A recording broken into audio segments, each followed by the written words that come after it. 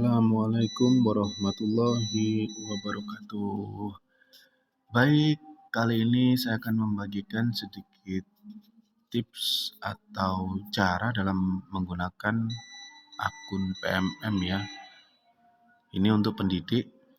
Kalau kemarin saya sudah membuat bagaimana cara menautkan akun belajar ID ke Gmail bagi peserta didik. Nah, sekarang giliran pendidik. Baik, sebelumnya pastikan dulu bahwa di ponsel Anda semua sudah terinstall namanya aplikasi Merdeka Mengajar ya, gambarnya seperti ini. Kita klik dulu.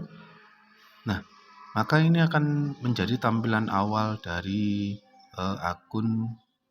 maksud saya dari PMM. Kita tunggu sebentar, mungkin jaringannya sedang gangguan. Oke, sudah muncul. Ini adalah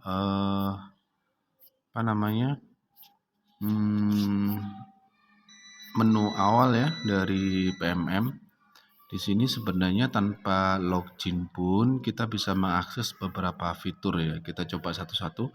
Ini karena saya masih belum akses fitur ini. Ya, belum masuk. Saya coba dulu akses satu-satu dulu. Kita ke asesmen murid. Ternyata kalau ke asesmen murid kita harus login dulu. Bagaimana dengan perangkat ajar? Kita lihat apakah harus login juga. Nah, ternyata tidak. Jadi di sini kita bisa cari apa yang kita butuhkan. Ada modul bahan ajar, buku, dan modul proyek. Kita coba ke buku ya. Di sini ada pembagian fase. Saya yakin Anda semua sudah tahu dan sudah lebih paham daripada saya. Di sini saya coba ke ini ya. Kemudian pilih mata pelajaran apa. Belum ada yang disimpan. Cari perangkat ajar. Nah, ini belum ada ini. Saya coba lagi yang ini. Barangkali ada. Pilih mata pelajaran. Kelas 10 matematika coba. Cari perangkat ajar. Nah, ini ya. Jadi seperti itu. Di sini ada gambar unduh. Jadi kita bisa klik. Lalu kita bisa melihat dalam bentuk gambar. Oh, kita diarahkan ke YouTube. Nah, ini bisa kita lakukan tanpa login dulu ya, tanpa login. Jadi PMM digunakan bisa diakses tanpa login. Tapi hanya beberapa fitur aja, tidak semuanya. Begitu juga dengan modul proyek. Oke, cukup. Kemudian kita back lagi. Kita kembali kepada coba ini capaian CP ATP. Nah, ini juga bisa. Ya, ini tanpa login dulu. Untuk pelatihan mandiri ini harus login. Seleksi kepala sekolah ya sudah jelas. Bagaimana dengan video inspirasi? Kita lihat video inspirasi. Oke, bisa ya. Bisa diakses dan bukti karya. Kita lihat dulu apakah PMM ini bisa diakses tanpa login dengan menggunakan akun belajar ID. Nah, kalau ini sih sepertinya memang harus login dulu ya. Nah, karena ini bukti karya. Oke lah. Baik, lalu dari bagian ini manakah yang bisa digunakan untuk siswa? Jelas yang bisa digunakan untuk siswa di perangkat ajar ya, karena di sini mereka bisa mengunduh buku-buku sebagai buku pembelajaran. Dan saya ingatkan lagi bahwa kurikulum Merdeka itu kita bebas mengambil sumber dari mana saja. Tidak harus dari buku, dari internet bisa, dari sekitar kita juga bisa.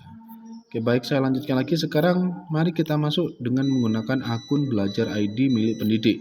Sekali lagi saya jelaskan, saya terangkan bahwa akun platform Merdeka Mengajar itu memang dikhususkan untuk pendidik, gitu ya. Oke. ada praktik, info terkini. Nah, kita masuk aja dulu, masuk. Dan kebetulan saya sudah punya akun Belajar ID yang terkonek dengan HP ya. Caranya untuk mengoneksikan dengan HP sudah saya kirim kemarin videonya di TikTok. Nah, ini saya pakai akun kepala sekolah saya ya. Oke, baik. Nah, ini dari awal ya, ini ada beberapa hal yang memang harus diselesaikan. Jadi ini aksesnya sebenarnya tidak jauh berbeda, hanya ada beberapa tambahan seperti pelatihan implementasi kurikulum Merdeka. Dan ini semua topik-topik yang harus diselesaikan bagi satuan pendidikan yang sudah mengikuti atau memilih kurikulum Merdeka, baik itu kurikulum Merdeka Berubah, Merdeka Berbagi atau Mandiri Belajar ya, Mandiri Berubah, Mandiri Belajar sama Mandiri Berbagi. Nah, di sini kita contoh nyata, lalu apa yang harus kita lakukan ketika sudah mulai masuk login ke dalam PMM dengan menggunakan akun pendidik? Maka yang harus kita lakukan adalah di sini, mulai belajar pelatihan implementasi Merdeka. Nah, kita selesaikan setiap topik yang ada di sini. Ya, karena kami ada di kesetaraan, jadi di sini topik-topiknya banyak berhubungan dengan kesetaraan gitu. Ada perencanaan pembelajaran modul PAUD ya, juga ada bukti nyata dan lain sebagainya. Ini masih belum juga ya. Oke, begitu ya. Jadi banyak hal. Lalu nanti bisa dipelajari sendiri. Yang saya akan terangkan di sini bagaimana cara menautkan bukti karya. Di sini ada bukti karya. Misalkan nih, kita punya satu buah video atau hasil dari pembelajaran kita dengan anak-anak. Maka kita bisa mengupload hasil bukti itu dengan menggunakan YouTube yang dilinkkan dengan PMM. Sebenarnya PMM sepertinya tidak atau belum memiliki semacam drive sendiri ya. Jadi ini modelnya lebih menautkan begitu ya. Oke, misalkan saya punya video di sini, karya saya gitu ya. Karya saya, saya klik dulu di sini karya saya. Kemudian kita post. Jika sudah ada karya, maka akan tampil di sini. Nah, seperti ini ya. Saya ada satu karya. Ini video yang barusan saya upload ini. Oke.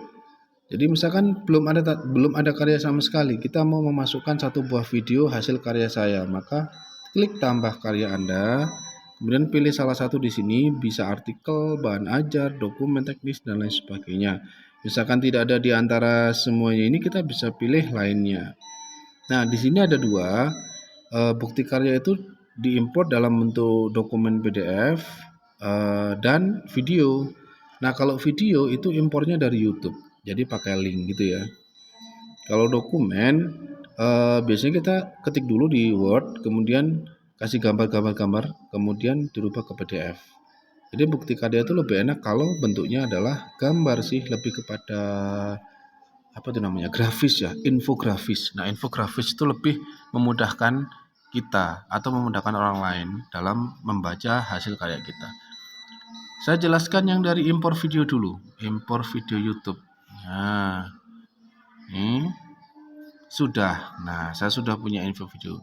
Masuk dengan Google. Nah, oke, kita masuk akun dengan Google. Kita pilih akun Belajar ID kita. Nah, ketika sudah masuk seperti ini, nanti kita akan diarahkan ke dalam YouTube.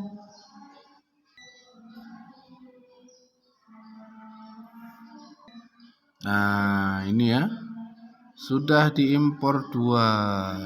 Oke, ini jika tidak ada daftar, Anda dapat impor dan salin video dan tempel tautan video. Ini sudah diimpor 2. Ada 2 nih bukti video, bukti karya kewirausahaan dan ini 2. Nanti kita akan diarahkan ke sini langsung. Pasti langsung ada belum diimpor, ada yang sudah diimpor. Nah, kalau sudah diimpor ya sudah.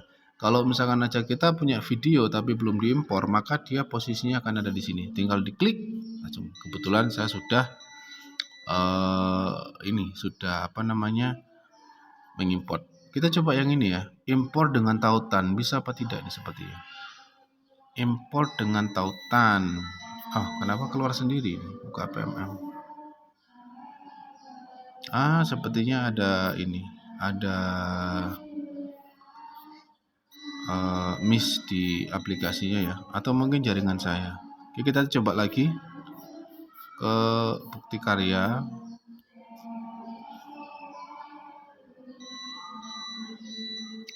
saya, lalu tambah karya dan lainnya, impor video, pilih video yang sudah diimpor, masuk dengan akun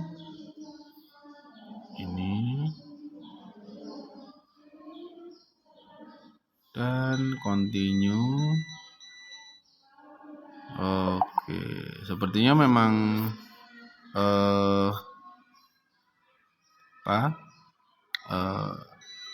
tidak bisa ya kalau dengan impor tautan. Jadi terganti. Ini saya penasaran sebenarnya dengan impor tautan ini.